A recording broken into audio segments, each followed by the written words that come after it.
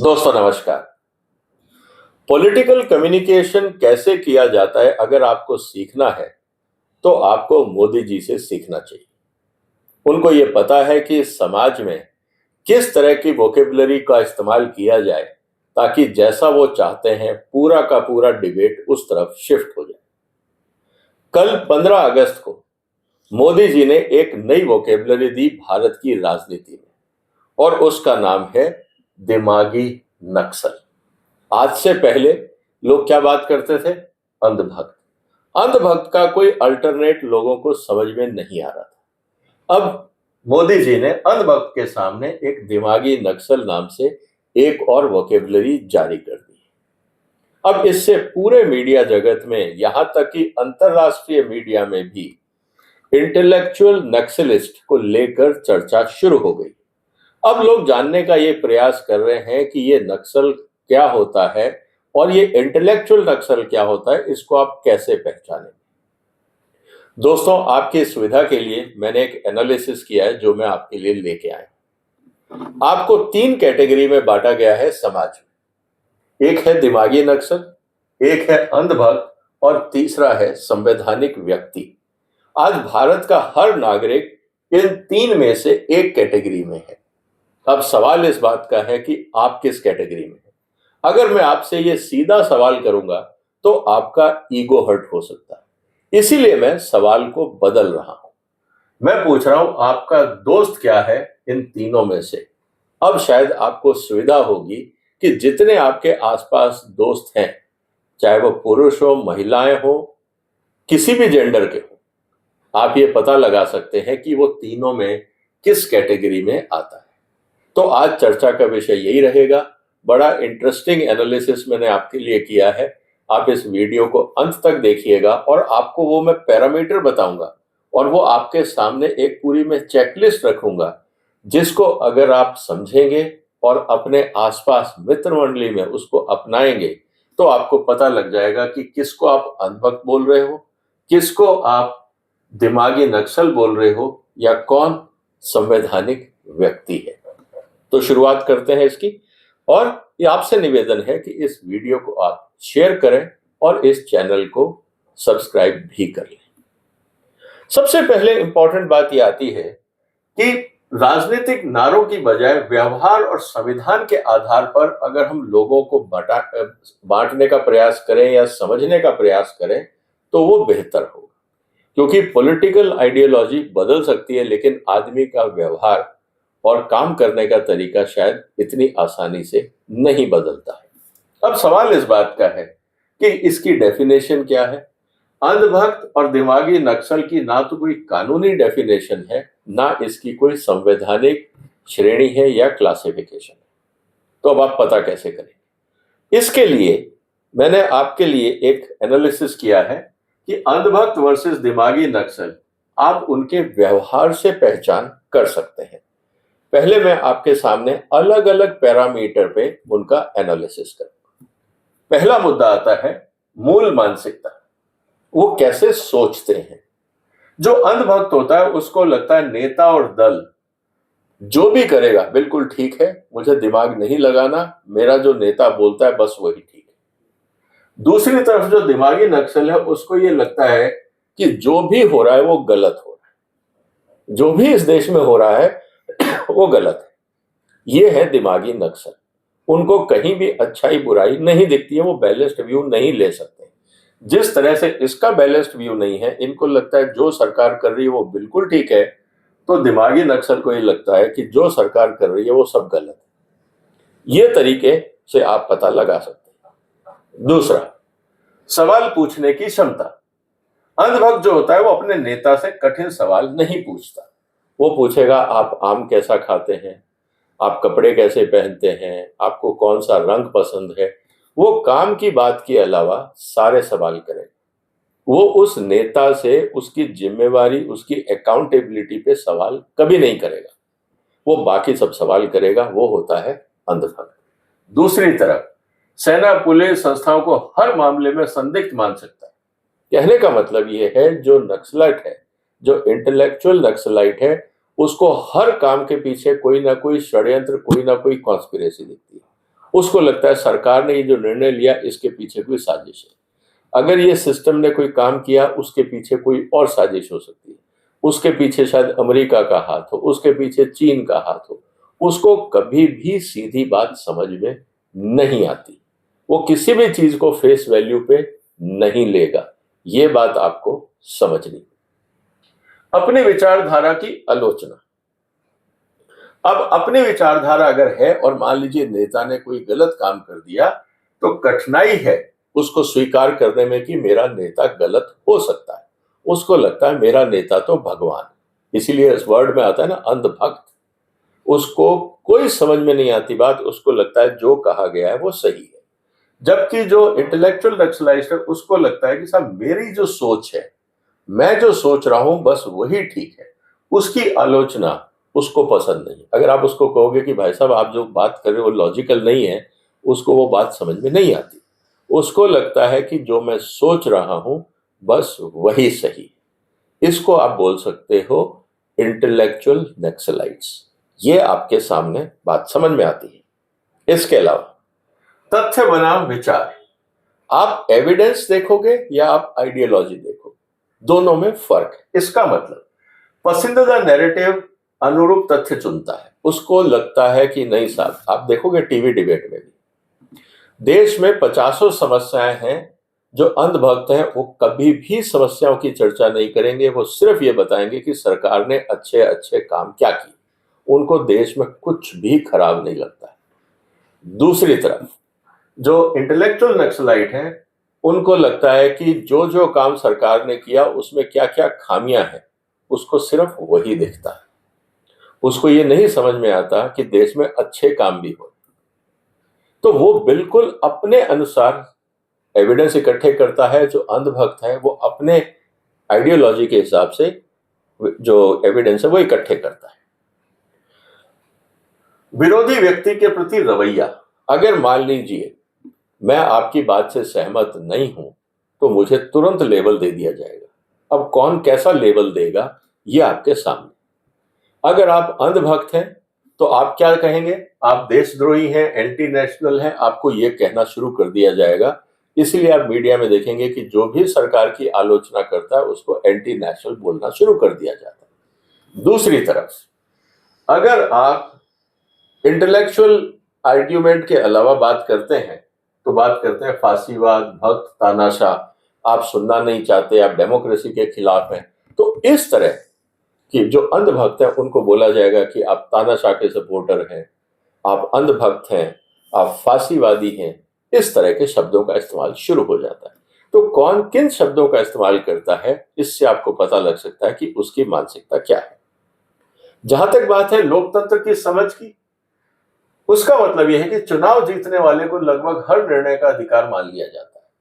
अगर आपने चुनाव जीत लिया मतलब आप भगवान हो गए, अब आप जो चाहो करो, वो सब सही है।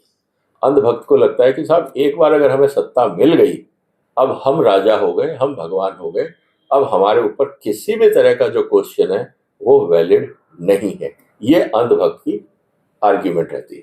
दूसरी तरफ लोकतंत्र जनादेश को सस्पेक्ट मान सकता है। उनका ये कहना है कि साहब जो लोकतंत्र में जो आपको सत्ता मिली है ये गड़बड़ है। इसमें ईवीएम मशीन गड़बड़ हो सकती है, इसमें संस्थाएं गड़बड़ हो सकती हैं, सिक्योरिटी एजेंसीज, उसको हर चीज में शक रहता है कि आप जीत कैसे गए।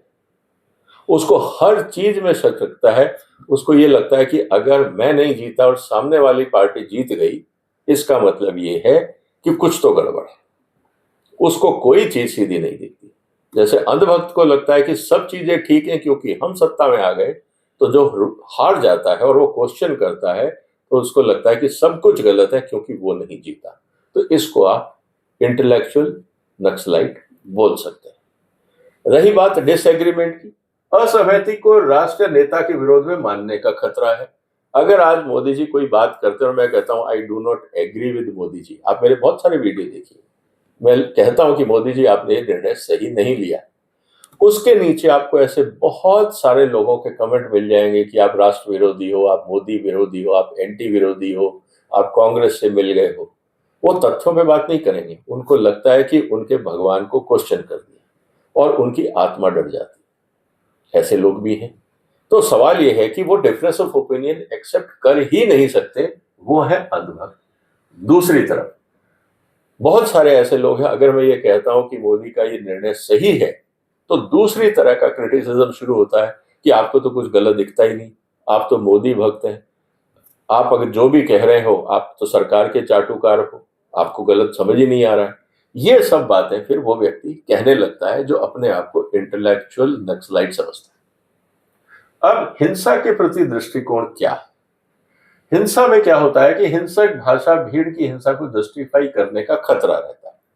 अगर आज किसी भी तरह का, मान लीजिए बच्चों का आंदोलन हुआ जंतर मंतर, अब पुलिस ने लाठीचार्ज किया, तो जो अंधभक्त है उनको लगता है नहीं ये तो सब पाकिस्तानी एजेंट थे, इनको चाइना ने फंड किया, इनको सोरोस ने फंड किया, ये सब देश विरोधी हैं, इन पे लठ चलाना बिल्कुल सही था।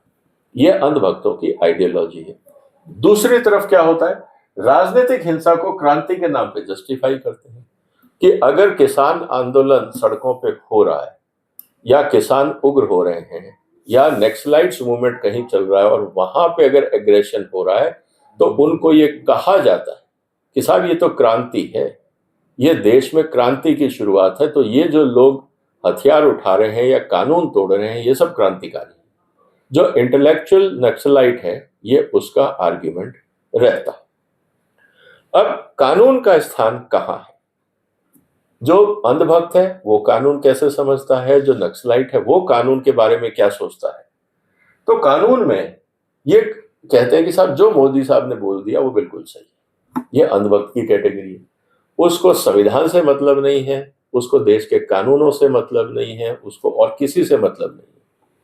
जो मेरे नेता ने बोल दिया वो ही कानून है। मेरे नेता ने गलत बोला सही बोला उनको इससे कोई मतलब नहीं है, जो नेता ने बोल दिया बस वही कानून है। गलत व्यवस्था ही गलत है, इसलिए कानून तोड़ना उचित है। जो नक्सलाइट है वो ये कहता है कि साहब हम तो सड़क पे आएंगे क्योंकि ये कानून ही गलत है, हर चीज पे हम दंगा करेंगे, हम हर चीज पे प्रदर्शन करेंगे, हम हर चीज पे चक्का जाम करेंगे, क्योंकि सरकार सुनती नहीं है और ये सारे कानून गलत है। इसमें गरीब आदमी के लिए कुछ नहीं है, इसमें हमारे लिए कुछ नहीं है, आम जनता के लिए कुछ नहीं है। उनको सिस्टम से कोई मतलब नहीं। उनके हिसाब से अगर काम नहीं हुआ तो सड़क जाम, चक्का जाम, तोड़फोड़ सब जायज है। ये है अर्बन या इंटेलेक्चुअल नक्सलाइट की भूमिका। अब सोशल मीडिया को अगर हम देखें तो वहां पे भी आपको ये देखने को मिलेगा। राजनीतिक व्हाट्सएप ग्रुप, जो ट्विटर है, एक्स है, फेसबुक है, यहां पे पार्टी सपोर्टेड कम्युनिटीज। मेरे चैनल पे भी आपको बहुत सारे लोगों के कमेंट मिलेंगे, आजकल आपने मोदी जी की बुराई करनी शुरू कर दी इसलिए मैं आज आपको अनसब्सक्राइब कर रहा हूं। मैंने आपको सब्सक्राइब किया था, अब मैं अनसब्सक्राइब कर रहा हूं। उनको तथ्यों से कोई मतलब नहीं, उनको सिर्फ ये है कि साहब उनके भगवान की, जो जिसको वो भगवान समझते हैं, उसके ऊपर आपने सवाल कैसे खड़ा कर दिया। और दूसरी तरफ उनको ये लगता है कि अगर आप हमारी आइडियोलॉजी में नहीं है तो आप आउटकास्ट हैं। इसका मतलब ये है कि वहां पे भी ऐसे डिस्कशन ग्रुप है। इसीलिए आप देखोगे, मैंने एक एक्सपेरिमेंट किया था दोस्तों, मैं आपको बता रहा हूं। मैंने एक पॉडकास्ट किया एक चैनल के साथ, यूट्यूब के ऊपर ही। वहां पे कम से कम 1001, अगर आप देखेंगे 1000 से ज्यादा, 2000 के आसपास फीडबैक आए ज्यादा। और ये बात हो रही थी जेनजी के प्रदर्शन के समय। उसमें मैंने ये देखा कि ज्यादातर लोगों ने मुझे बुरा भला कहा कि आप जेनजीज का समर्थन कैसे कर सकते हो, आपको मोदी का समर्थन करना चाहिए, आप जेनजी का समर्थन कैसे कर सकते हो, आप दुनिया भर के शब्दों का इस्तेमाल किया गया। मजे की बात देखिए, उसको मैंने डाउनलोड करके अपने चैनल पे डाला, सेम कुछ नहीं बदला। उसमें जितने कमेंट आए वो पॉजिटिव थे, मतलब कि नहीं आपने जो विचार रखे वो सही थे।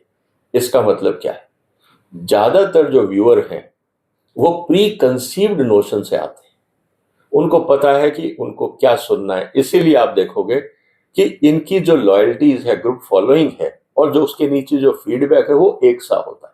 वहां डिस्कशन नहीं होता, वहां एंडोर्समेंट होता है। इस बात को समझना जरूरी है कि जब आप ग्रुप के नीचे फीडबैक देखते हो तो आपको पता लगता है कि ये जो ग्रुप है ये किस आइडियोलॉजी को सपोर्ट कर रहा है, क्योंकि वहां की जनता तभी वहां आएगी क्योंकि वो उनके हिसाब से मानसिकता का डिस्कशन हो रहा है। और जहां पे अपोजिट है वहां पे आपको अपोजिट तरह का डिस्कशन दिखेगा।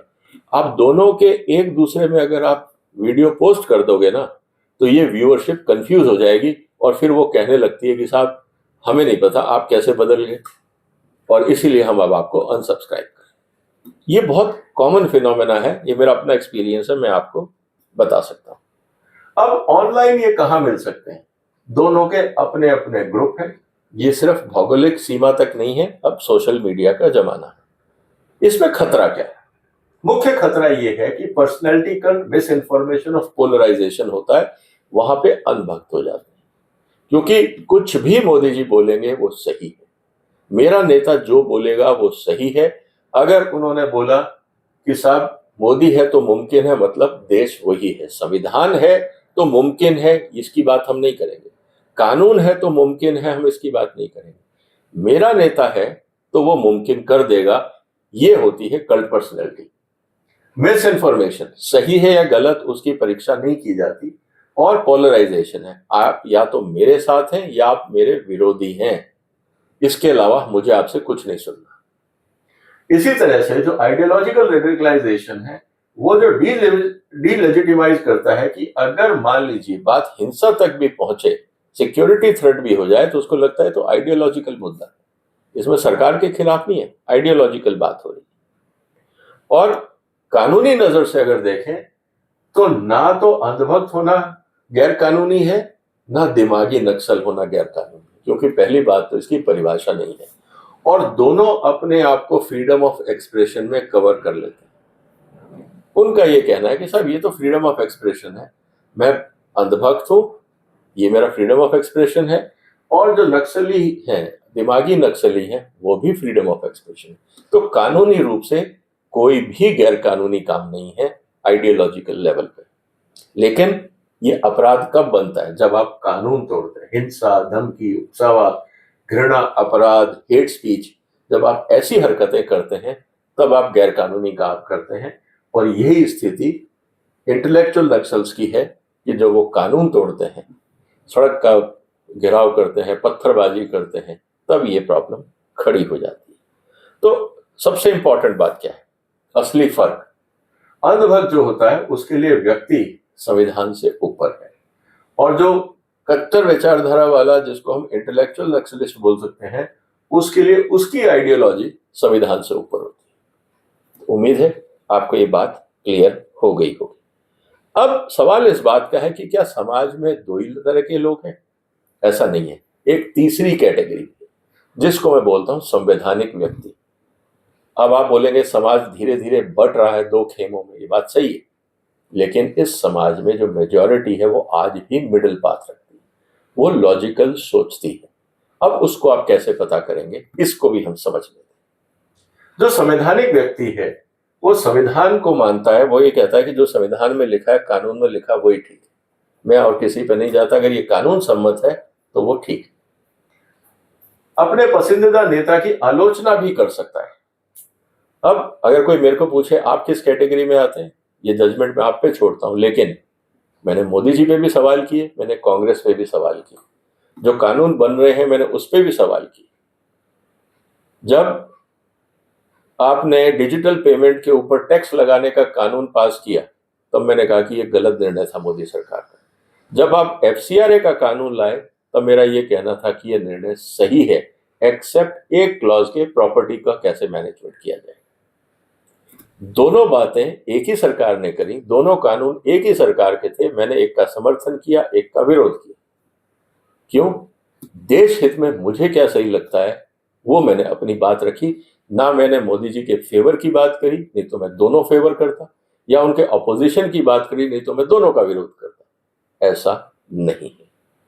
विपक्ष के अधिकारों को भी स्वीकारता है, क्योंकि हम विपक्ष मुक्त भारत या कांग्रेस फ्री इंडिया की अगर हम बात करते हैं तो फिर आप हार्डलाइनर की बात करते हैं, आप संविधान की बात नहीं करते। आर्टिकल 19 के तहत स्पीच और पीसफुल असेंबली का सम्मान होता है, क्योंकि वो सीमाओं के अंदर होता है। फ्रीडम ऑफ एक्सप्रेशन, हम दोनों की बात सुनते हैं, हम टीवी डिबेट में जाते हैं, हम जो रूलिंग पार्टी के सपोर्टर हैं उनकी भी बात सुनते हैं, अपोजिशन की भी बात सुनते हैं, लेकिन हम अपनी बात भी रखते हैं। सुनते सबकी हैं, लेकिन जो सही लगता है वही बोलते हैं। जो संवैधानिक व्यक्ति होता है उसके लिए वायलेंस के लिए कोई जगह नहीं, और ये बात सही है क्योंकि संविधान में वायलेंस को सपोर्ट नहीं मिलता। न्यायपालिका, चुनाव आयोग, संसद, मीडिया, नागरिक संस्थाओं की हम क्रिटिसिज्म कर सकते हैं कि कोर्ट में काम इतना खराब क्यों हो रहा है, धीरे क्यों हो रहा है, वगैरह वगैरह। नगर पालिका में भ्रष्टाचार क्यों है, संसद में काम क्यों नहीं होता, मीडिया क्यों अनबायस्ड नहीं हो सकता, इन सब बातों पे होते हैं, लेकिन उनको हम हिंसक रूप से हटाने का प्रयास नहीं करते। हम अपने विचारों को रखेंगे और उम्मीद करेंगे कि वहां पे सुधार हो। और सबसे इंपॉर्टेंट बात, आर्टिकल 51 ये बोलता है कि जो व्यक्ति साइंटिफिक टेम्पर रखता है, इंक्वायरी कर सकता है, हार्मोनी रखने में विश्वास करता है, वो संवैधानिक व्यक्ति है, लेकिन वायलेंस में वो विश्वास नहीं करेगा। ये बात हमें समझनी होगी। अब आप कहेंगे कि साहब बातें तो आपने बता दी, अब टेस्ट कैसे करें? तो ये आपके लिए एक चेकलिस्ट बनाइए। आप किसी भी अपने दोस्त को, अपने परिवार में किसी को, रिश्तेदारों में, ऑफिस में, कलीग्स में चेक करना चाहते हैं कि ये तीनों में से किस कैटेगरी में है, मैं आपके लिए टेस्ट लेके आया हूं। ये जो 7-8 सवाल हैं, ये आप पूछिए। क्या मैं अपने नेता की गलती स्वीकार करता हूं? आप उनको नेता की अगर बात करते हैं कि मोदी जी ने गलत कर दिया, अगर वो तुरंत रिएक्ट करता है कैसे गलत कर दिया, मोदी जी कभी गलती कर ही नहीं सकते, तो आप समझिएगा वो किस कैटेगरी में। और दूसरी तरफ कि मोदी जी कभी अच्छा काम कर ही नहीं सकते, तो आपको समझ में आ जाएगा वो किस कैटेगरी में। और अगर आपको बैलेंस्ड व्यू मिलता है तो आपको पता है कि वो तीसरी कैटेगरी है। क्या मैं विरोधी के बोलने के अधिकार की रक्षा करूंगा? क्या मैं बिना हिंसा के सत्ता बदलने को स्वीकार करता हूं? क्या मैं अदालत के फैसले से असहमत होकर भी कानूनी रास्ता अपनाऊंगा, ना कि सड़कों पे आऊंगा? क्या मैं फेक न्यूज को सिर्फ इसलिए स्वीकार नहीं करूंगा क्योंकि वो मेरे पक्ष में? कहने का मतलब है कि मैं फेक न्यूज को कैसे ट्रीट करता हूं। क्या मैं अपने विरोधी को देशद्रोही या गद्दार कहने से पहले एविडेंस देखूंगा, या बोल दूंगा कि साहब क्योंकि आपने मेरे नेता को क्रिटिसाइज किया इसलिए आप गद्दार हो? क्या ऐसा होगा? क्या मैं संविधान को अपनी विचारधारा से ऊपर रखता हूं? हो सकता है मैं गलत। देखिए, क्या कॉन्स्टिट्यूशन इंपॉर्टेंट है, आइडियोलॉजी? इससे आपको समझ में आ जाएगा। और क्या मैं राजनीतिक हिंसा को स्वीकार करता हूं या अस्वीकार करता हूं? ये 4-5 चीजें अगर आप चर्चा में समझते हैं और लोगों के विचार जानने का प्रयास करते हैं, तो आपको पता लग जाएगा कि वो व्यक्ति किस कैटेगरी में है। इसीलिए कानून की सीमा बहुत क्लियर है कि किसी भी सरकार की आलोचना, तीखा वामपंथी विचार, पूंजीवाद विरोध, राष्ट्रवाद की आलोचना या राज्य की नीतियों का विरोध करना अपने आप में नक्सलवाद नहीं है। Disagreement, disapproval of decisions are not anti national. तो सबसे ज्यादा इंपॉर्टेंट बात क्या है? अंधभक्त और दिमागी नक्सल में ज्यादा खतरनाक कौन है? अगर मैं आपसे ये सवाल पूछूं, आपके क्या विचार? सोचिएगा, कमेंट बॉक्स में लिखिएगा। जवाब लेवल में नहीं है, बात इस बात में है कि कौन संविधान, कानून, असहमति और अहिंसा को छोड़कर अपनी विचारधारा को सर्वोच्च मानता है। मैं जो सोच रहा हूं, मेरा नेता जो है बस वही अल्टीमेट है, संविधान से मुझे कुछ लेना देना, कानून से कोई लेना देना, या मेरी आइडियोलॉजी ही सर्वोत्तम है, मुझे संविधान से कुछ लेना देना। यह डिपेंड करेगा कि आप अल्टीमेटली किस कैटेगरी में आते हैं। इसीलिए मजबूत निष्कर्ष होगा, अंधभक्त बनाम दिमागी नक्सल नहीं, संविधान वर्सेस कट्टरता। आप संवैधानिक हैं या आप हार्ड लाइनर हैं, क्योंकि संविधान आपको दोनों तरफ अपनी बात रखने की इजाजत देता है। अगर आप एक ही पक्ष लेके बैठे हैं तो आप फिर कट्टर हैं, चाहे आप अंधभक्त हो, चाहे आप इंटेलेक्चुअल नक्सलाइट हो।